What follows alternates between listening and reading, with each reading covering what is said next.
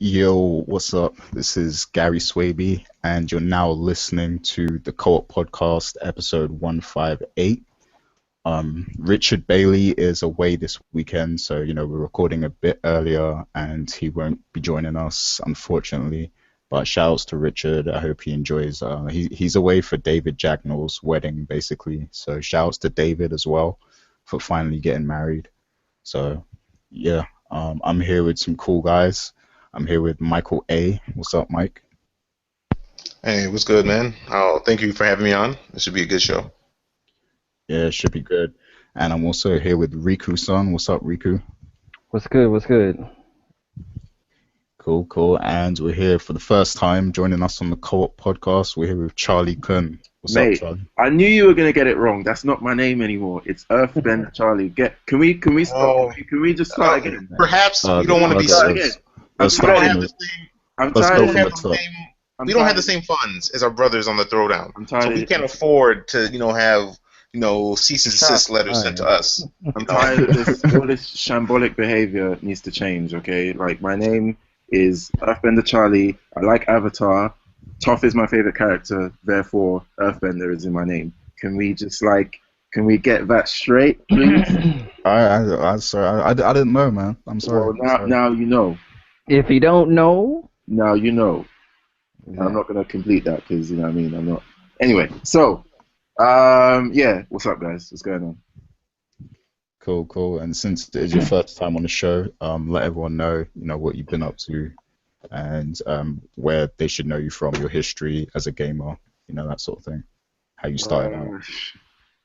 Well, yeah. I've been a Charlie. I am a guy who likes playing video games from time to time. Well, quite often actually. I used to do some stuff with torrents on the Bitbag, and somewhat when he moved on to Shut the Fuck Up and Play.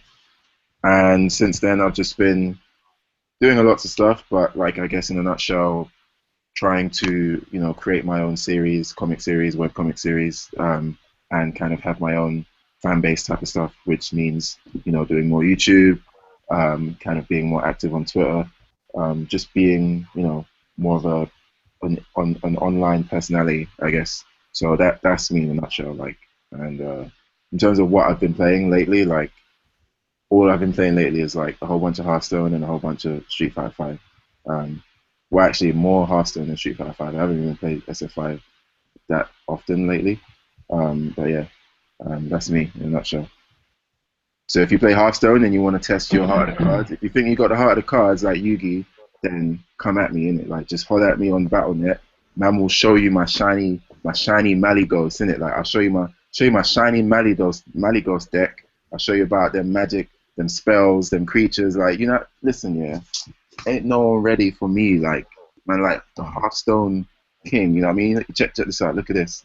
This is West Coast. I mean, East Side boys, West Side guys. You know what I mean? I'm just chatting shit. Yeah, that's me. I'm done. Cool, cool. He sounds focused. I'm I focused. want to test him on that game. I'm ready.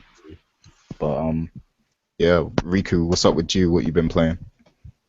I've been playing Dark Souls 3. That just came out earlier this week. This Tuesday. I've been playing it. I don't think I wouldn't call it. I wouldn't consider myself playing it heavy, but to the casuals, you can say I have been playing it heavy because I am ahead of a lot of people in that. But in comparison to where I would be right now in previous Souls series, I'm I'm playing it casual in my opinion. But yeah, I'm enjoying Dark Souls 3 a lot. It's ranking pretty high in comparison to the other ones. Other than that, playing some PS1 classics on my Vita and my backlog. But that's about it as far as me and gaming. Okay, so with Dark Souls 3, I hear some people saying that it's more like Dark Souls 1 compared to like Dark Souls 2. Would you agree with that? I would agree with that. I would say it's more. It's definitely a combination of Dark Souls 1 and Demon Souls actually. Just a little bit of Bloodborne here and there as far as like character designs and some characters, and they moved over certain things because Dark Souls 3 is using the Bloodborne engine, not the Dark Souls 2 or 1 engine. It's using the Bloodborne engine. So that's why it's not in, at least on consoles, that's why it's not in 60 frames, because it's using the Bloodborne engine, which was created for PS4 versus the PC version, which is actually in 60 frames. Which I'm a little irked about, but it is what it is. Master race to get the master versions and all that shit. Okay, fair enough. So yeah, by the time we record the show next week, Riku will have a platinum on that game, just to let you know. So man, I don't know about that. I don't know about that. We'll see. Okay, Mr. Michael A, what have you been playing this week? Let's see. What have I been playing this week? Mainly Smite and Paragon, honestly. I tried that one game. It's a free-to-play game on PS4. I think it's called Gems of War. It seems, it's not a game I would take seriously, but it's kind of okay for like mindless fun, I suppose. But yeah, it's Paragon and Smite. Mainly Paragon, surprisingly enough. Okay, cool. Yeah, I haven't played anything different compared to last week. I played some Division. I'm still not level 30 yet, so yeah, my pace is very slow on that game, unfortunately. That probably comes from playing it on work nights when I'm really exhausted. So hopefully this weekend I'll get to put some time into it and finally get to level 30, because I'm not that far off now anyway. And then once I am level 30, I need to grind for some good gear and then try out the incursion mission, which I'm hearing mixed things about. So yeah, looking forward to that. And of course, I've been playing Senran Kagura as well. Having a lot of fun with that game. So yeah, that's it for me. Nice. So yeah, we'll get into our topics, but first, since we got EarthBenderCharlie here, I definitely wanted to bring up Final Fantasy 15 because I'm very excited for the game now and I have high hopes for it. But I heard a recent Throwdown episode, and I know that Charlie, he's not so sure about the game at the moment based on the demo he played. Now I haven't played that demo yet because I haven't had time to get to it yet. But Charlie, what are your thoughts on? It's not that I'm not sure about the game, because everyone knows that the demo is not. What we play in the demo is not going to be in the final game. It's like a standalone experience, just for people to be kind of guided into Final Fantasy 15. My main worry was just that, considering how far along the game has come, I just wasn't feeling the combat, the battle system. It felt very kind of just not satisfying. That's the best word I can use. There was one guy in the chat in the comment section of that particular Throwdown episode. I can't remember his name, but he was like very, very upset that I had those opinions, and he was adamant in telling me that that the combat is not terrible and that it's just like Kingdom Hearts and like it's just as good as any other action game, which I completely disagree with. But hey, everyone has different standards, and if Final Fantasy 15's demo, if that combat feels very kind of visceral and responsive in a way that's like pleasant to that person, then I don't know what to say, because to me it just feels really, really bad. And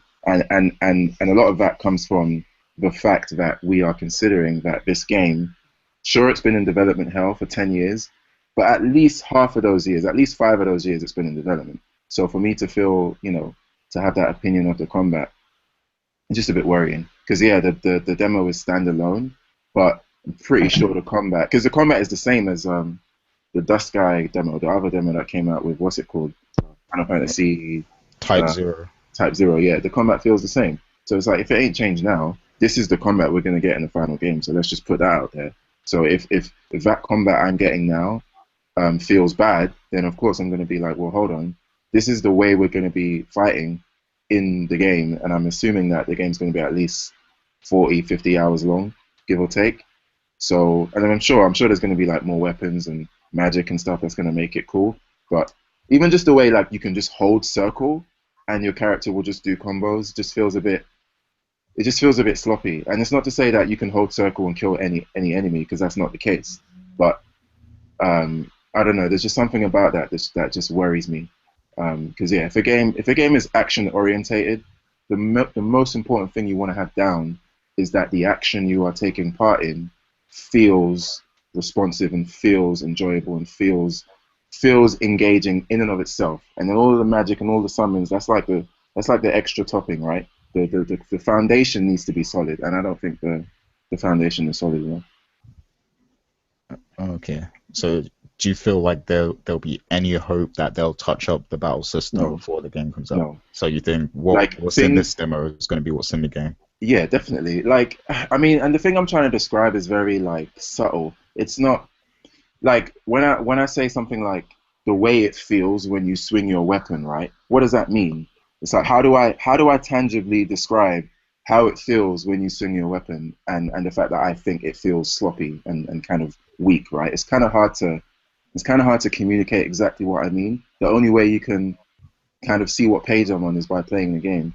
So, like, if you compare like how it feels to swing your sword in Ninja Gaiden or Devil May Cry or Bayonetta, those games do it in the correct way. You feel like you're swinging a sword. You feel like what you hit, there's a certain impact there that you get a response from, right?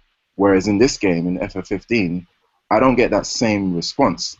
So it feels like I'm just swinging like a wet fish at something. You know, it just doesn't feel how I would like it to feel, considering that they're asking me to play this game for at least 40, 50 hours. So again, it's a very hard thing to describe because it's not the most tangible thing, but I can only hope that by what I just said here is like the best way to kind of see what I mean, like by comparing it to other action games that feel solid when you swing your weapon, just knowing that like this game doesn't give you that same response, at least for me anyway. My standards are a bit different, I guess, I don't know, but hey, yeah, to answer your question, I don't think there's no chance that the final game is going to feel any more solid. And if there is, then I don't see why they couldn't have had that solidarity in the demo. Like, it would make zero sense if they got it right in the final game, but like 6 months, 7 months before the game comes out, your demo is like really sloppy. Like, I don't know, I don't see that happening. Okay.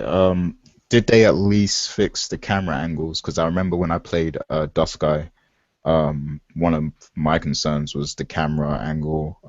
Because like with some of the attacks, it's like the camera goes out of focus or something. Yeah, well, in this demo, you don't have all of the techniques that you had in the other demo, so Okay. I didn't notice any like rabid camera issues. But I mean, the camera is not the best. Like the way you target and stuff, and the way in which it pans around. It's not like the most greatest camera in the world, but it's for what it is. Well, not even for what it is. It's fine. It's like I've played games that have that kind of camera work, and it's like it's not going to make or break the experience. For me, what makes or breaks it is like the gameplay, right? So, but yeah, camera-wise, I think it's fine from what I've played so far. All right, cool. How about you, Mike A or Riku? Did you guys play the demo, or do you have any thoughts on it? I haven't played the demo because I was getting tired of playing, teasers and demos of the game. I just want the game now, so I skipped out on it. Yeah, I feel you on that. That's where I'm at. Like that's why I'm not rushing to play the demo. Like I just want the game. I'm surprised you haven't played it because you're a Final Fantasy fanboy. Let's be real now. Like, come on, can we agree on that, please? Yeah, well, yeah. I can admit I'm a fanboy. Okay, that's great. That's good. So yeah, I honestly thought he was about to try and refute that. And I just lost my mind. Like, no. No, but like I do think the 13 series was legit good though. Like, oh my god! Don't can I leave the hangout? Can I close my laptop? Can I actually? Can we undo what has transpired in this episode? Can we do that? Gary, okay. why must you torment my soul with this information? You actually believe that? I remember talking about 13-2 with you, but I don't think we ever talked about Lightning Returns. Oh, so you genuinely think Lightning Returns is... He actually is serious right now. This is Okay, not a That game is dope, man. can you That game is quickly Oh. can you take 2 minutes out of the schedule of the podcast just to try and get me to understand why you believe that game is actually, you know what I mean? like it had side quests. You could interact with What? It had side NPCs. What? What is this? What is this criteria? Did it also have characters? Did it have a villain? It had a title, right? It had Did it have a loading. title? Did it have a logo designed by controller. Yoshitaka Amano? Did it have a? Okay, look, I know like side quests aren't revolutionary, but like the main complaint of the first 13 game was that it didn't really have much side content. So like they Yeah. improved it with every iteration. So 13.2 had a lot of side stuff, and then Lightning Returns it had more fleshed out side quests than 13.2.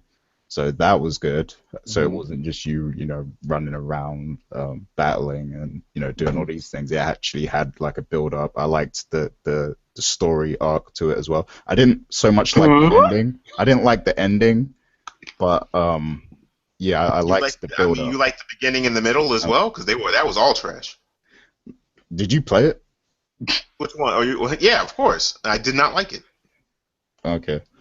Well, What? you know what? It's like everything I you like- said is Wait, what? I like the way it's structured, the whole save the world thing in 13 days, and like whenever you get enough of I forget what they call it, but when you save enough souls and stuff, you extend those days Souls. and stuff. Yeah. I mean, you know what? To be honest with you, I don't even like, because I've always said, I don't know if I've said this to you personally, but I've always said that the 13 series, each game, the gameplay got better. I think that's very easy to see, right? But the reason why I like cringe when I hear someone say the 13 series was legitimately good, I cringe because that means that you're also including the story in that statement. And I'm sorry, but the story is like easily the most horrible, convoluted, terrible story throughout every single Final Fantasy game. There's like the story, the gameplay got better with each game in that series, but the story got considerably worse. Like, if you sit there and tell me that you fully understood the story of the 13 series and Lightning Returns was like easy to understand and it was like the coolest story and there was lots of like, engaging topics and interesting ideas. Like, if you told me that, I'm not sure how to respond to you. I'm sorry. Like, I'd be quite concerned about, like your opinions on life. I mean, okay, yeah. If we compare the 13 series to other Final Fantasy games, then of course it's one of the weakest, no doubt. Okay, But thank you. but I feel like this with Lightning Returns, the story was enjoyable enough for me. I mean, it was better than 13.2. I really don't like the story in 13.2 because the whole time travel stuff, they lost me with that. But you do realize, like, the story in Lightning Returns didn't even fully.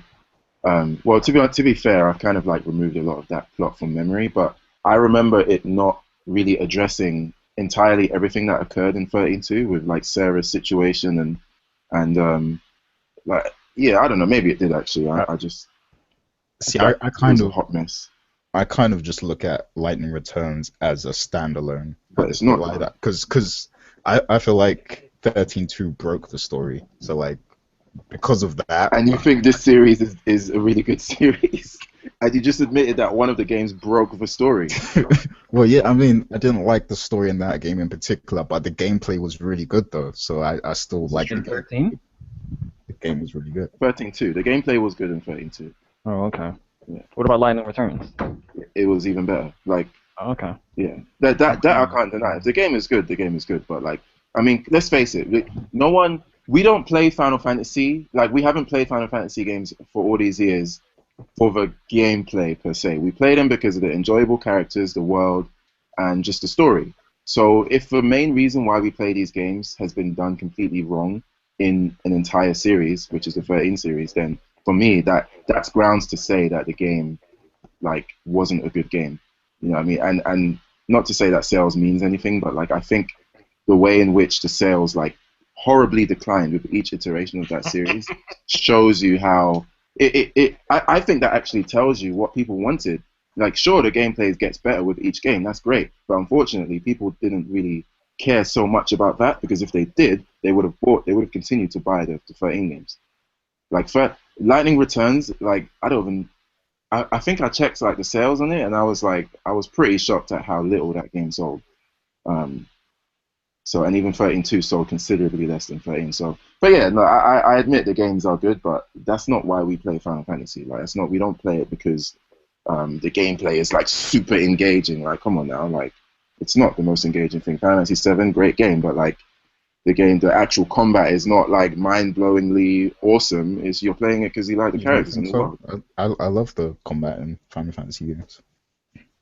Yeah, Like, but no, but my point is like the main reason you play these games, like maybe you're different, I don't know, so I don't want to put words into your mouth, but like we're not the main drive for playing Final Fantasy 7, for example, is not because the gameplay is great.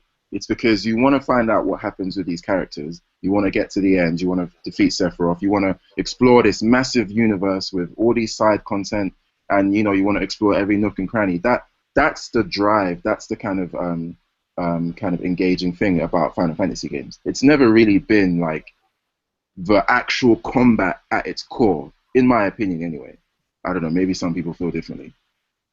Okay, well that's fair enough. I'll just I'll accept it. I'll just say that I got enough value personally out of that series to really enjoy it and appreciate it. So, but you understand I'll that the just say reason no you got the personally. value out of it is because it was called Final Fantasy, right? Like it wouldn't have mattered. Nice It's called name. Final Fantasy, so you would have gotten quality out of Well played. If you say so. it. And Oh, speaking of which, I just bought Final Fantasy 9 again on Steam. Why? Oh, I respect that. even It's a though good 9 is probably my out of all of the Final Fantasy, because remember I told you I was going to hop into the Final Fantasy games. 9 is actually my most anticipated to play. Have you not played 9? I haven't played any of them. No, Whoa! How did you survive this planet as a gamer or an anime person without playing Final Fantasy? there's lots of ways you could be playing other RPGs. Yeah, I mean, I was more on the Falcom side of things versus Square Enix. Okay. So games like Ys and Legend of Heroes, Okay. that side of things. But the fact is, I'm going to play them now. So I'm trying to rectify this issue. I'm not going to be here and be like, oh yeah, I've never played the Final Fantasy games and I never will. No, I'm not that. I'm actually gonna go back and play them. Yeah. But 9 actually has the most interest for me personally. I actually want to looking forward to hearing your thoughts, because I actually think that it's pretty difficult to enjoy these games in this era now. Even though you're interested in 9 and there might be things about it that just naturally gravitate towards you, I think it's like, especially if you go back as far as 7 and 8, like it's somewhat harder to enjoy them than it would have been if you played them back then. But that makes me curious to hear your thoughts, because maybe you might look at it through a totally different lens and enjoy it even more. I don't know.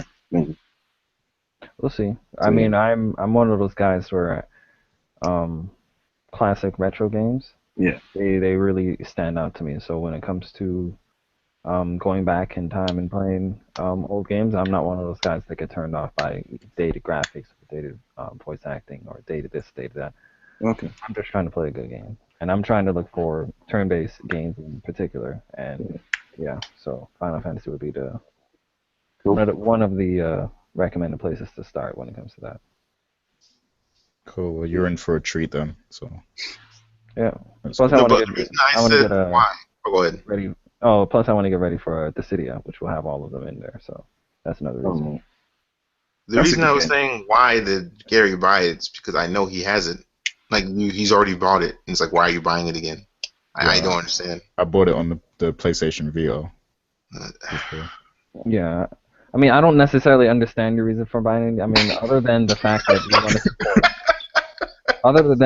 you want to support Square in every possible way, I have no clue. Because I mean, Just if you have invest in the company, Gary. God damn, just give them money. Like, why do buy something? stocks. This is buy stocks. At least that makes sense. This just buying products that you don't need just to buy them because they say Final Fantasy on them. That's a sign of lunacy, and I'm really worried for you as your friend. So No, but it's actually more convenient to have it on Steam now. So You're never gonna play that game. How's it more convenient to have it on Steam versus Vita? Please elaborate on that. well, both are No. pretty convenient in different ways. Oh, okay. But, yeah. You just I want to feel like we're validate ganging up. for spending money. But yeah, we I might as well just. know. I know. Isn't it also available? Didn't it recently become available on the smartphone also? Yeah, I think Yeah, all of yeah. them are on the smart on like iOS now. Yeah. And If there's also anyone, the if there's PSN any too. version that's the most convenient, I would assume it would be that, because I even heard when it comes to that version, they actually went in and changed a couple things. You know, fixed it up here and there when it came to the smartphone version. Well, See, like Gary has every version, so He'll No, get this. I don't have the phone. No, because I would get it, but like I don't like playing games on my phone, Me and neither. I don't like the touchscreen stuff. So Me neither. yeah. just before we get off that topic, considering that you love to play them so much, right? Have you ever you should look into a forum called something difficulty, extreme difficulty. Basically, I'll find it later, but there's a forum, there's like a mod community where they take these classic RPGs and they mod them to make the games way more difficult. So if you want to play, for example, Final Fantasy IX again, instead of just playing the OG experience, you can actually get a really solid mod where they add like lots of content. They change up the battle system. They make it more strategic. They make like certain spells actually matter a lot more than they did before. And some of them are like really, really hard. I think like the really popular ones is the mod they did of Final Fantasy VI, 9, and they've got like Chrono Cross as well, and some of the tactics game. So if you're looking to like play them again like legitimately, but with a bit more extra challenge, that might be something to consider. I can't remember the name of the site. I think it's like Extreme Difficulty Mods or something. Okay, that If you sounds just, good. if you just Definitely. Google like Final Fantasy 9 mods, like difficulty mods, you'll find the forum. All right, that's good. Sounds good. I'll drop the link in this post as well when I post it up on the site so that other people can check it out as well. Yeah. So yeah. And shouts to Obscure Novice on Twitter because he said he enjoyed the Final Fantasy 13 series. So I'm not alone. So No one said you were alone though. Anyway, I mean, you know what? if I try to save a crack addict, and his argument is his friend is also a crack addict, it doesn't mean he's not a crack addict. Like I don't understand. Counter. Like not being alone and being crazy doesn't make you not crazy, Gary. It just means you have company. That's messed up. Trying to compare me to a crack That's addict. a very good point though. It's a very good analogy. I'm not gonna lie. Not gonna lie. All right, I mean, but you are addicted, no? Yes, exactly. It's an addiction for you, and that's why I said crack. It's like I mean, you know what? And it's like, look, I would say the same thing. I would say I enjoyed the 13 series because I enjoyed how the combat got better and better. And I think I spent like 60, 70 hours on each game. So of course, I would say I enjoyed it. But again, the strongest thing, like the main reason that I play Final Fantasy games was not strong in that series. Like, so, yeah, that's just me. It But just wasn't. You enjoyed the grind though, right? Like Yeah, of course. Like, mate, like I remember the days of Final Fantasy X, like trying to grind to like beat all the Dark Aeons, and like my playtime on that was probably like 200 hours. Like the grind is part of the experience. That's part of the enjoyment. So yeah, of course. But like story-wise, like it was nice to have that grind and also have likable characters like Waka, you know, friggin' Kamari, Lulu. Like all of those characters were likable. But how many likable characters do you have in the 13 series? I'm listening. I don't even like Lightning. I don't even like Lightning, so I'll be honest. Lightning's good. She's the best one. I don't even like that character. So. And for what's funny to me is like for me, SARS was the most likable character in the 13 series, but like that guy was like not even present in 2 really and 3. So, I mean, and you know what? I'll say this one last thing, right? Because we've obviously been on this topic for a while, but like, I think that FF13, like the original 13, was totally fine in terms of like, sure, the story was kind of confusing, but it was understandable. It was complete. The story began. They got cursed. They went on the voyage to beat the guys with the things, and then they beat the guys with the things. They lift the curse. 2 characters get sacrificed to do it. It's pretty straightforward and absorbable and easy to understand. And then they just went full like Inception within Inception and Interstellar, Christopher Nolan, and then like I don't know, they just totally botched the story. So Like 13 had likable characters. I liked Snow, I liked Stars, I liked Lightning. I actually liked all of the characters except for Neil, but they just went and ruined that by taking them all out in the next 2 games. So I don't know. Again, games got progressively worse story-wise, progressively better gameplay-wise. I think that's like a universal statement that very few people would disagree with, unless you're a fanboy. I'm sorry. That's fair enough. I think Square was just confused by the reception at that point because people were complaining about the lack of side quests and gameplay in the first 13. So then they probably tried to fix that. Yeah, they tried to salvage the whole game. But they sacrificed the storytelling, and they probably didn't have as big a budget to make those games anyway, so they didn't spend as much time on the story. So that's probably what happened. Big of a budget. Do you know how much Final Fantasy 13 sold, even though it was the lowest selling one? Didn't it sell like 4 or 5 million copies? Yeah, something like that. Yeah, but didn't they have like financial issues or something like around that? I think around the time. Was that around 13? Was that around the first? I mean, I didn't think about that. I guess that's responsible. Yeah. Well, people, leave your comments. Let us know what you think about this. We're going to move on to our actual topics. So the first topic, there's been a lot of talk about people rage quitting in Street Fighter V, and I know a couple of you guys have been playing. So what should Capcom do about this problem? They're apparently working on a patch to fix this, but like, what actual methods and mechanics would help prevent against people rage quitting? And how could you punish gamers for doing that? Well, go ahead there. No, you go.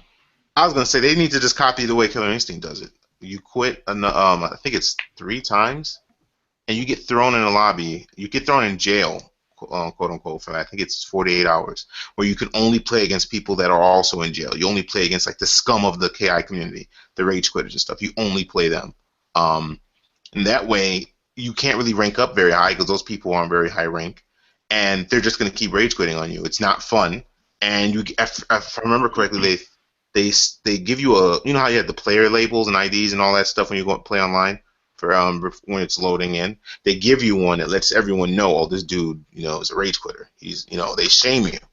Whereas in Street Fighter V, rage quitting is like the FADC of the game now. It's like a legitimate tactic. You do that to protect your points. You do that because why not do that?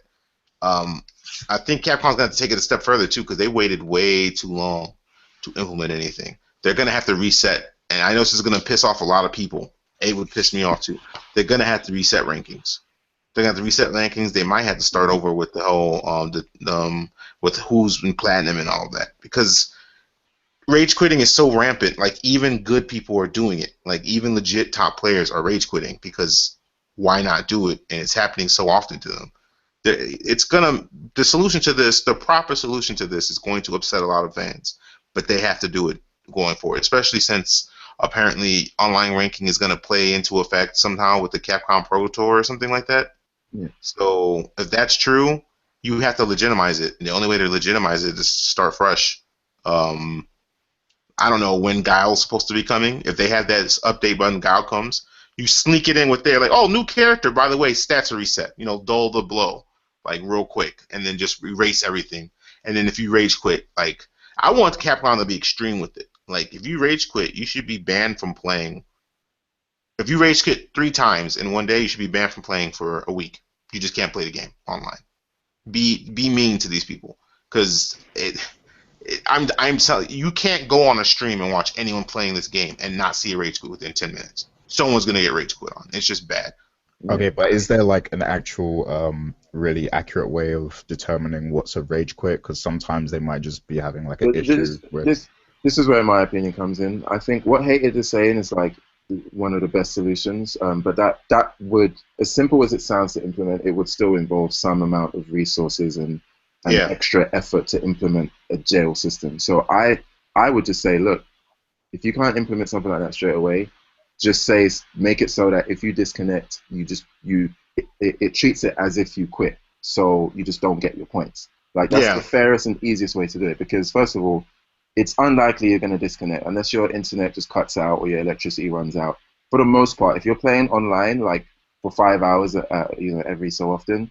Like Mhm. you're not gonna get disconnects every day, like actual legitimate your internet connection fell.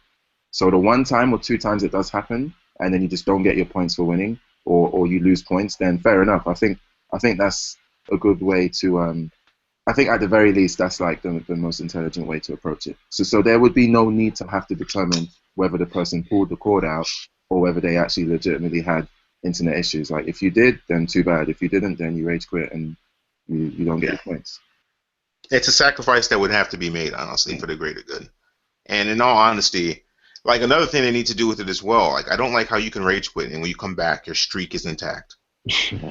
Like that makes no sense to me. Even if you did lose, even if you did get kicked off the internet because of your internet or something like that, or Capcom servers, you shouldn't be able to continue your streak anymore. Like no, like start over. So like they've got to start taking away these incentives for people rage quitting. They've got to start punishing people for doing it. And like I said, like the solutions to these are going to upset people, but I mean it's for the greater good. There's no other way around it. It's either that or leave it as it is, where in 2 years from now people are still rage quitting like they are now. What would be the online has no real like I mean other than the fact that some people are using it for the right means now to like level up and improve and get match data and character knowledge, it doesn't mean anything now to be high up in the rankings because it doesn't mean as much. I mean, yeah, you lose a lot of points when you lose to someone that's below you, but because you can just rage quit out of that loss, it doesn't mean as much. The risk isn't really there, and it's like only the honorable players are taking that risk. But like, you'd be a fool at this point to do so. If I just busted my ass to get the diamond, because I think Arturo is the first American player to get the diamond, actually. Yep. If I bust my ass to get the diamond, and I lose a match to some bronze dude, do you know how many points I'm losing in that match? You're losing guap. Oh yeah, that Ethernet cord unplugged immediately, and it's not even a situation where I'm doing it just because I don't want to lose that rank. It's because there's a good chance if I beat that bronze player, he's doing the same thing to me. It's the meta of Street Fighter. Like it's a problem.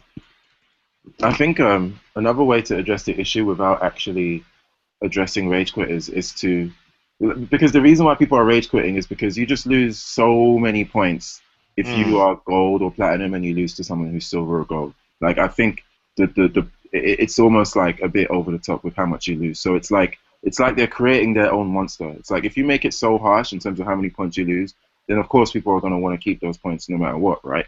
So I think there also could be some system where if you are platinum or diamond and you are for some reason matched up with a silver player, because remember, not everyone rapidly plays online like the next guy. Like you can get some legitimately good silver players or even super bronze or something that are like legitimately good at the game, but they just don't grind it out like others do. So I think there could be some kind of system where if you are platinum and you lose to someone who's silver and you lose like 200 points, and then when you get the option to run it back, maybe there could be like the points that you lost goes up into this kind of pool system where it remains there until the next match. So, or maybe even someone could say like, instead of just giving you the option to play again, you can wager what the results are for the next match. So you could say something like, okay, I just lost these 200 points, but if I win the run back, I'll win back all of those points plus like 20 more or something. But if I lose, then I lose double or something like that. Yeah, something like that. Some kind of wager where someone who is really at a really high rank doesn't just lose all of their points flat out with no option if they lose to someone who's silver. Because yeah, people are quitting because they don't want to lose like thousands of points. And it's really silly because it's like you have, again, everyone knows this, but like you have no incentive. The moment you're platinum and you see you're up against someone who's silver, there's no incentive to even play that guy, because if you win, you are going to get 5 points. Like if you win, you will get 5 or 10 points, and like if you lose, you're going to lose 200. So what am I doing here? I might as well just quit from the beginning, right? So I think if they somehow, because and to be honest, even if they did do the system you're talking about, or if they did just a thing where if you disconnect, you just don't get your points. Like people still want to quit because they're losing so many points, and the grind to get those points back is a bit unreasonable. Yeah. Just considering like the matchups. You lose one match, lose 200, and then it would take you like 60 matches to get that back. Like it's something stupid like that. It's a little bit silly. But see, I think this ties into two other things. A, once you get to Silver League, run backs should be automatic. It shouldn't be an option. You should have to play 2 out of 3. And then once you're platinum, it should be 3 out of 5. That's how I think it should be. Because no one's taking run backs online now. It's like, oh, I won? They're ghosts with the points. There's no reason to stay. Why stay? Like, I just got points. I don't really need to play. I would say lock in the run back and increase the amount of points given to both players for playing the run back once they get to silver, or at least make it optional at silver, mandatory at gold for 2 out of 3, and then mandatory at platinum and higher for 3 out of 5. That would make sense to me. And in addition to that, I'm sorry, if you are gold, like you should not be playing anyone lower than a level below you. So if you're gold, why are you playing bronze players? That just doesn't make any sense, because like you're saying before, there's no point incentive for you. You're not gaining anything leveling up playing them. That's why I love Virtua Fighter's online system. The whole Dan system and the belts and whatnot when you moved up. Like, the way they handled it is, yeah, if I lost to someone lower ranked than me, I would lose a lot of points. But if I played, like you were saying, if I played them the next match and won, I got those points back. So it was basically back to, like, you know what I'm saying, back to square one. You were back at even. And if you beat someone that was higher ranked than you, yeah, you got a large bonus for beating them. But at the same point in time, there wasn't as much punishment for losing to those players if you beat them in the run back. But Street Fighter just, yeah, they gotta do something, because yeah, the way this online, it's chaos right now online. It really is, and it's kind of messed up when I'm watching people who play the game. And I started watching them when they first played, and they were from the old school mentality of, oh, you just take these L's like a man, you don't rage quit. And to see where they are now, where these dudes are savages. The stream, as soon as they're about to, if somebody hits them with a critical art, like a critical art, a super, the stream goes offline, and then they come back online, and like the streak is still there. I'm like, come on, man, you used to be one of the good guys. What happened? Be honorable. You used to be honorable, and Street Fighter V makes savages out of us all. That's really what it does, and they've got to fix that. There's no humanity or just civilization online anymore. It's just savages. Like, I need to do what I got to do for these points. It's like you're on the streets of the hood or something. You got to do what you got to do. Well, these Street Fighter politics are way too much for me. I'm just a casual. But, You'll be casual. Well, if you're a casual, you got even more incentive, man. You better invest in a tearaway Ethernet cord. Once you see that L coming, just kick that cord. And you don't take the L. You know what I'm saying? Simple. Okay, so I mean, Street Fighter V didn't actually chart on the March NPDs or anything. Like, what do you think of that? What does it mean for Street Fighter? GG, boys. It was funny. Wesley actually, shout out to Wesley. He hit me up on PSN or early morning technically, and he was like, and this is before I even saw the NPD. Like, this man was on it, and he hit me up, and he basically said that the fact that Street Fighter V didn't chart basically makes Street Fighter V this generation's Street Fighter 3. And I agree 100%, honestly, in that it's like a really, really great game that, in terms of the core mechanics and you know what I'm saying, and in terms of what a fighting game is, like at its core, Street Fighter V, no one's really complaining that the game is unbalanced right now. Like, people might dislike certain characters, but no one's saying, oh, this game is unbalanced. Like, the people that are playing this game in depth are loving it. But again, I mean, I guess it's not translating into sales. So that probably means Street Fighter 6 would be more like Street Fighter 4. And I won't be playing it if that's the case, because I hate Street Fighter 4. I loathe that game. And every version of that game, I loathe it and what it did to Street Fighter. I want Street Fighter to do well. I want 5 to do well. At least I had a good launch. At least it was a more complete experience, you know, on the first iteration. I guess, but I don't know. I mean, Street Fighter, the only thing it didn't have at launch for me at 5 was the trials. That should have been there, obviously. But other than that, like, I don't care about half the other stuff. Like, honestly, you have Street Fighter, right? Story mode, like, how often did you even go play any of the story mode for the game? But you're forgetting some of the other. Like, come on, they didn't even have 8-man lobbies at launch. That's literally laughable. True, but you gotta remember, 4 didn't have that at launch either. People forget 8-man lobbies. Yeah, 4 did not have 8-man lobbies at launch. I'm pretty sure they added that with Super. I'm pretty sure they added that with Super. I could be wrong on that, but I'm pretty sure they added that with Super. Okay. And Well, to be and we honest with know you, why they didn't have 8-man lobbies. no, Like, no, come no. on now. Okay, This is even if you're right and that 4 didn't have it at launch, that still doesn't make it an excuse as to why 5 didn't. Like, you don't release one game and then you have all of these features, and then in your first iteration of your next game, you just leave them out because the previous game didn't have it when it first. no. I'm not saying that you're Like, right in that. You're yeah, not. You're 100% correct. But I'm saying you got. This is Capcom we're talking about. Net. You remember how long it took them to get the online play for Marvel vs. Capcom working, where you weren't just watching bouncing cards when your friends were playing? yeah. Like that, you know what I mean? Like But they're not the best when it comes to online But applications that see, they're to fighting me, against that's that. no longer an excuse anymore because sure they weren't the best at that time, but those Hmm. games like isn't shouldn't that be the experience bar? Like if you've made SF4 all the way up to Ultra, you made Marvel and then you made Ultimate Marvel, and you've got all of this online experience now under your belt. So now when you come out with SF5, you should be able to cultivate that experience and then make the best experience possible.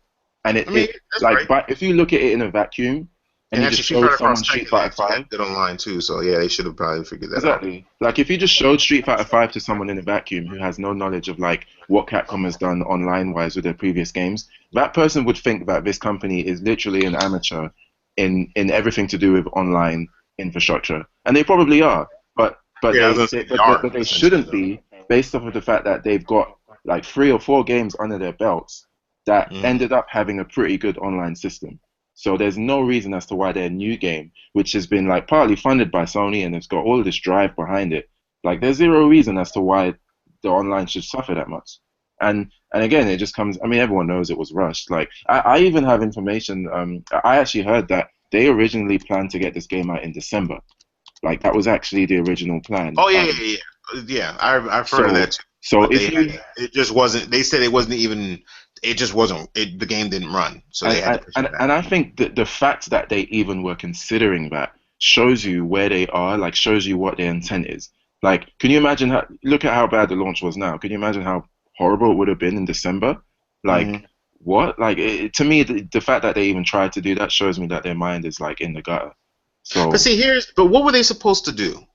Like, and I asked this like anyone, not even just the people in here. If you're watching or you're in the comments, you can respond. Because I've heard people say, well, maybe they shouldn't have released the game at $60, which is a valid argument. Because definitely, yeah, KI came out where it was like, you paid for each pack and the amount of characters that were coming. Street Fighter could have did something similar to that yeah, as that would have well. been the best, I But think. you got to remember the way Street Fighter works. Most of the people who will be buying and playing the game won't be playing this game in 8 months or 6 months from now. Like they're gonna buy the game, play it for a little bit, and toss it, right? Well, Mm. story mode wasn't ready. So for these casuals complaining about story mode, like would they have paid the $20-$30 to get Street Fighter now, and then paid another 20-30 when story mode came and more characters came? I don't think they would But have. story's going to be free update though. No, but that's what I'm saying. If Mm. they did a modular release, they would have had to tie the increments to something. If you get what I'm saying. So if Yeah, Street Fighter 5 had launched at $20 or $30, they would have had to get that extra 40 to 30 some other way, and that means you tie it to DLC character packs and features that are coming in the future. So they would have had like, oh, for another $40 you get 5 characters and story mode and trials and all of that. They would have did something like that. Because you got to remember, Street Fighter's kind of done stuff like this in the past. With yeah, 4, with every version, when they released a couple new characters and the costumes, and you know what I'm saying, like with Super, AE, and Ultra, they would add a couple new characters, they would add a couple new costumes, and like they would add like challenge mode to those characters, and it would be like $15. So I yeah, mean, it wouldn't be outside of their realm. Hell, actually, with Ultra, remember they delayed and how long it took them a while to release the challenge mode for the new characters. Like we yeah, had to wait like a month for that. So yeah. I mean, I don't know. Capcom's just lagging on this. I don't. I do think people hark too much on what's not there instead of focusing on the fact that the core is there and works very well. But the reason why the game hasn't sold is because there's not a lot of casuals that have it seemingly the casuals, the same legion of casuals that bought SF4 did Hmm. not buy SF5 or they didn't buy them maybe half of them bought it or something. Oh yeah, that's true. And these other features that aren't there would have been grounds for those people to actually buy the game. I But do see, agree with you. I think it could have easily been well, maybe not easily been, but it should have been $20 or $30. That would have been far better. And considering that they already came out and said that this is Yeah, Street Fighter 5, yeah. Oh. Because And- we're saying it would have been cheaper, and then they release stuff in the future that people have been waiting for, and then you charge for it instead of asking people for 60 up front. And I think just like, to me, that decision would have been evidence of someone with a good head on their shoulders at Capcom, because clearly the game is supposed to be $60. Like they want it to be a fully fledged game. But I think if you were smart, they would have looked at their content and they would have looked at like what they were planning for the future, and they would have said, okay, you know what, we originally intended for this to be $60, but based off of what is absent and what we weren't able to finish on time, let's make this decision and sell it at 20 or 30. I don't know. Maybe that's like a lot to ask, because maybe that would require some magical level of like foresight to foresee the reviews and the backlash. But I still think that if you objectively look at what is in the game at launch, it shouldn't be outrageous to say maybe we should make this cheaper, because it isn't actually a full experience compared to not even compared to SF4, but just compared to what is expected of a $60 fighting game right now. Like, can we just look at Guilty Gear and see like how much Guilty Gear is literally pissing all over Street Fighter 5? I almost think that That's a really bad example. How's that bad?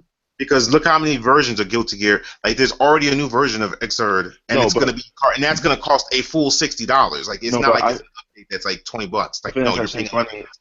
I think that's why you brought it up, because like if you just look at the base, the original Guilty Gear that you get, just Guilty Gear Xrd, that in and of itself is already more content than SF5. And then they come out with Revelator or the next versions, and they have even like more content. So it's like, I mean, Arc System, I don't know where they get their money For another from. $60 though. That's where they're getting their money, because the Guilty Gear fans that want to play that competitively or stay up to date, you have to get the new version. You No, can't but just I'm not talking about the price. I'm just saying that like Arc System like launched a game that had, like, I'm talking about when you compare the content that a game has in this generation, like in this day and age of fighting games. If you look to Guilty Gear, you can look at Guilty Gear and say, okay, that deserves to be $60 because it feels very complete. I agree. That's all I'm saying. Like, I'm not talking about why they charged it or what they ended up charging. No, I agree with you on that. Yeah. I'm just saying, like rather than say, hey, Capcom did this with SF4, so they should be able to do this with SF5. It's like, no, forget SF4 and their previous thing. Just based off the idea that what we should be getting from a $60 fighting game in this day and age, like, they should have been able to see that, okay, what we have in this game isn't up to the standards of what Mortal Kombat is doing, Guilty Gear, Blaze Blue, and a whole bunch of other fighting games. We can see that we haven't got that content, so let's maybe charge it at a cheaper price. Like, that seems to have been I think they did do that, and that's why they're saying, oh, every single DLC character that's coming, you don't have to pay for. You can get free with in-game currency. You can't do that with Mortal Kombat. You can't do that with Guilty Gear. Those games, you have to come out of pocket to get those new characters. Mortal Kombat's already had 2 season passes. Okay, and you know what, another $20? But it's funny you say that, actually, because have you actually looked at how much Zenny? No, not necessarily Zenny. Oh yeah, the Zenny. Oh no. Oh yeah, I know the Zenny is ridiculous. It's actually, I actually believe there's no way any casual is gonna get any character with fight money alone. It's not happening. It's actually not going to happen. People had more than enough to get Alex before he came, and then they gave Alex away for free because of the issues with the shop. So technically, they're straight till Guile comes. Until after Guile, whoever comes after Guile, I'm assuming it's going to be. I actually think the characters need to be a little bit cheaper fight money wise. The fight, like, you do not get. The clothing is stupid expensive. They need to work on that. Mate, there's a whole bunch of stuff that, like, even I just think that they don't have an open enough system to warrant this whole fight money shop thing. Like, I went into the shop when they released it. It's just colors and one costume. Okay, sure, this is kind of bare bones at the moment, and they're going to release more content. But how much? Like, you're going to release more costumes and more colors and stages. I just feel like there's a lot more they could do in terms of, like, things that are purchasable. Like, they need to start just having accessories. Why can't you buy glasses, shoes, like socks for your characters? Like, you know, the stuff that you can buy is just very. It doesn't. I It's don't very think it bland. drives. It Yeah, doesn't it's drive not. like. Yeah. I don't know. It's actually really frustrating, and the fact that a character is like 100,000 fight money or something like as much as I've played the game, I don't even have close to that amount yet. So like what it's like oh, it's all well and good to say yeah you can buy characters for free if you just play enough, but only the hardcore crowd is gonna save up enough fight money to buy a character. But I So mean, still, that option is there. You don't even have that option in other games. Even the amount you pay in actual cash for each character, isn't it like $4 or $3 per character or something like that? yeah, I mean most people are just gonna spend real money on it, and that's fine. Like that's what I'm gonna do. I'm not gonna save up fight Guilty money. Gear, to get those new characters, you're paying a full $60. That's a full retail for just an update to the current game. That's crazy to me. Well, that's a different topic. Like that's not No, but I fully. mean the reason I'm connecting it is because when you look at what Street Fighter is offering for 60 right now, yes, it's bare bones in comparison to even just in comparison to vanilla Xrd. Yeah, it's Xrd has way more content. We can agree on that. Yeah. But what I'm saying is like I'm taking into account all the stuff Street Fighter is giving for free and adding the stuff that they're giving to me optionally free, as in like I could either pay for it or get it by just grinding in game. To me, I mean, I give them props for that. I mean, Street Fighter V is clearly has issues with launch. Not even just the features missing, but just how the Alex launch was a debacle. Like you put him in, you pick him, and it reverts characters to previous update modes, so he can't even be used in tournaments right now because that's game breaking. You can't do that for balancing sake. Like that was a complete debacle and whatnot. And I don't even think they've hot patched that. Yeah. But I mean, honestly, I mean, I'm not even Street Fighter is getting. I'm not even. You know me. I'm not even the biggest Street Fighter fan in the world. I really am not. It's not my favorite fighting game. But it's getting a lot of heat that I don't think it deserves. A lot of it does, but the majority of the stuff I hear people complaining about with Street Fighter V, it's like insequential stuff. Like especially when I look at who's complaining about it, it's like I know you. You won't be playing this game in 8 months. Why do you care that the story mode is there? You'll play it once and never play it again. You wanted to pay $60 but then if that for a person's the 6-hour type, campaign to never play the game again? but that's just it. Like if if they're complaining because there's no story mode and they know they just want to play it for like a couple of days and then be done with it, that's totally fine. They have pretty good grounds to complain that there's no story mode. Like that's totally justifiable. But why? I mean, unless they're just not wise enough to realize that they aren't the core demographic. Because they of the might. game. There's a bunch of people that just played Mortal Kombat for the story mode, and then they don't go online and play. Or people who played Injustice, like the story mode, and that was pretty good. They don't go online Yeah, and go and to then they tournaments. trade So those games in. Like that doesn't help the community at all. well, we don't know if all of them trade it in. Some of them still might play it when friends come over or whatever. They see it as a casual experience, which is totally fine. So I feel like it's okay for someone to complain that hey, Street Fighter V doesn't have the same reason that I played Mortal Kombat for, or Injustice for, or even Guilty Gear for, because that's got a story mode as well. Like if the reason why they want to play a fighting game, which is single player and for the times when friends come over, if that reason is not really there that much, then they can. I think it's totally fine for them to complain. I mean, I'm not saying you can't complain. I'm just saying how they complain. Plus, people don't realize that the landscape for fighting games has changed. It's not going to be as easy for Street Fighter to dominate. Pokken Tournament just came out. That's already in the top 10 on NPDs. Already. Like you know what I mean? Like there's just more fighting games that are going to be doing well. Didn't Naruto chart when it came out as well? I never thought I'd see the day a Naruto fighting game would chart. But Like, the it's a Naruto different games have market. always done well. So I that's mean, I never saw them charting like that though. I thought they just sold well over time. I think what it is when it comes to Pokemon and Naruto is the fact that this is the first, Pokken, the first variation of it. We're not entirely sure if they're gonna make sequels to it, but I wouldn't be surprised. But the fact is, this is the first Pokemon fighting game that we're getting, and that means that not only are fighting heads interested in it, Tekken heads interested in it, but also the Pokemon fans like your boy Roger is interested in it. So that's 3 different fan bases versus just FGZ heads interested in Pokemon. So that charting, when you look into it, it makes sense. And then as far as Naruto, as far as Storm 4, and in comparison to all of the other storms that came out before it, yeah, they all sold well. But why is this one charting? This is the last Storm game. So that's the reason. One, it's the last Storm game. Two, obviously these video games, they adapt that one in particular adapted straight to the end of the manga. So the people that dropped the anime, I've heard people actually picking up that game just so they can watch, play the story mode.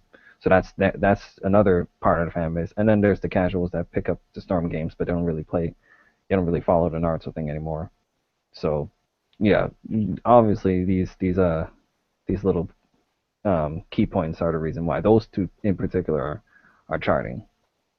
But I wouldn't be surprised if a second Pokemon came out, it wouldn't do as well as the first. Yeah. But maybe it'll do better. We'll see.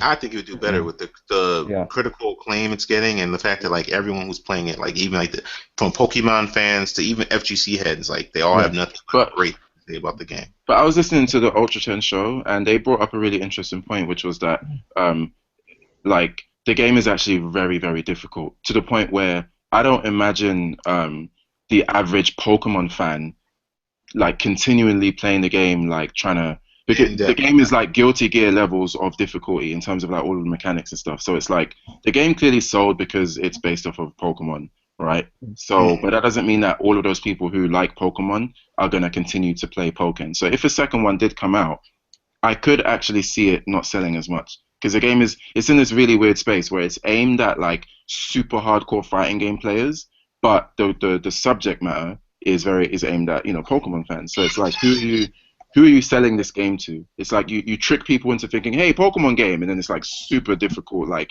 Guilty Gear levels of hardship. So it's a bit of a strange one. Wait, is the fighting mechanics of Pokemon really?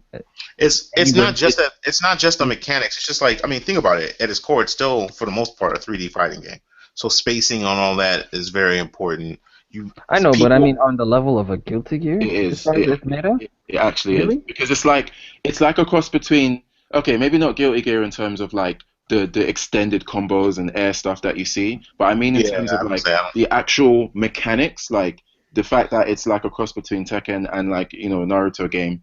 From what I've seen and from what I've been told, it's almost like way deeper than the average Pokemon fan would expect. Like if you think of the kind of games Pokemon fans have bought, like the Pokemon games, Pokemon Stadium, Pokemon Snap.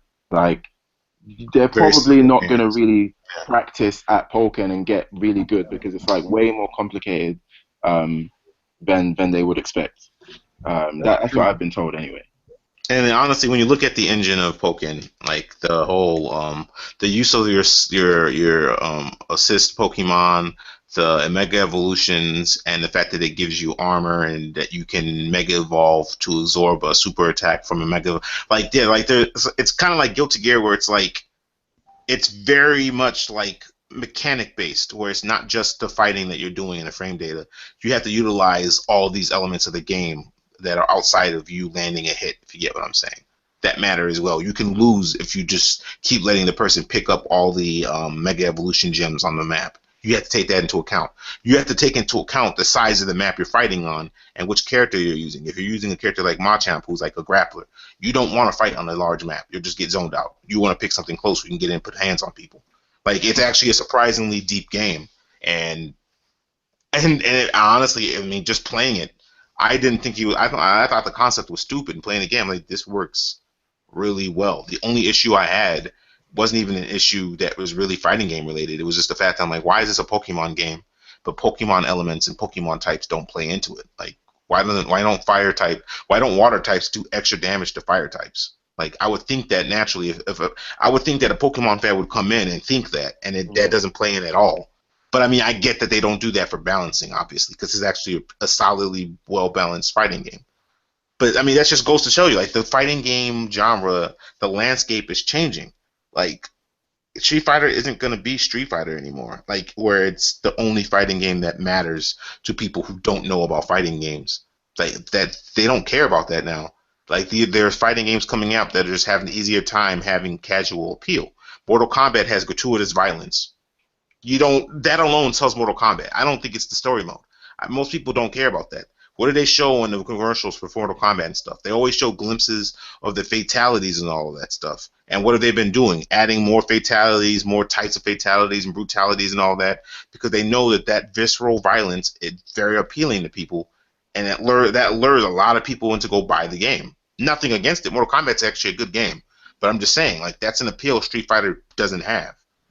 Pokken and Naruto, they have the anime appeal. That's something Street Fighter can't have. So it's like, when you look at that, not even just games like Street Fighter, the other like non-anime based fighting games, they're going to struggle in comparison because they don't have that. Whenever Tekken 7 comes out in the States, whenever they decide to give it a damn release date, Tekken 7 is going to struggle for the same reason. It's going to be like, well, yeah, we did all these core things great, but we don't have anything that's going to lure in these non-Tekken fans or these non-3D fans. Like, the landscape changed. And that's an interesting point you bring up as well, because like I feel like the sales of SF5 goes to show that the strength of the brand name of Street Fighter seems to be weakening, because even in light of how, like, you know, many things weren't present in the game at launch, just based off of the idea that this is Street Fighter and this is the first new Street Fighter since SF4 should have meant that people will buy it anyway, right? If the Street Fighter name is so strong, it should sell, just like the Pokemon name is strong and these other franchises, but it didn't.